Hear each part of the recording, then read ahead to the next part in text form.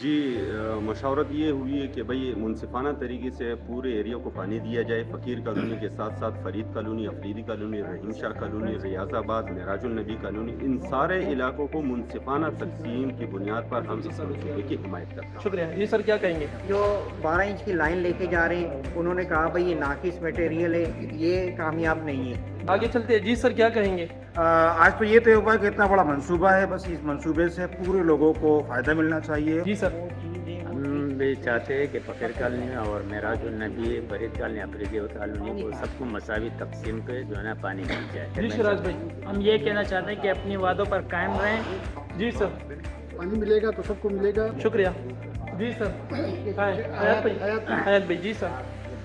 یہ فیصلہ صرف آج ایک دن کے لیے نہیں ہے، بلکہ میں کہنا چاہوں گا کہ ہمارے چیئرمین صاحب یا ہمارے دیگر جو منتخب لوگ ہیں ان کے لیے میرے پیغام ہے کہ آپ جہاں بھی تقسیم کریں، لہٰذا آپ لڑائی جھگڑا نہ بنائیں. جی سر کیا کہیں گے؟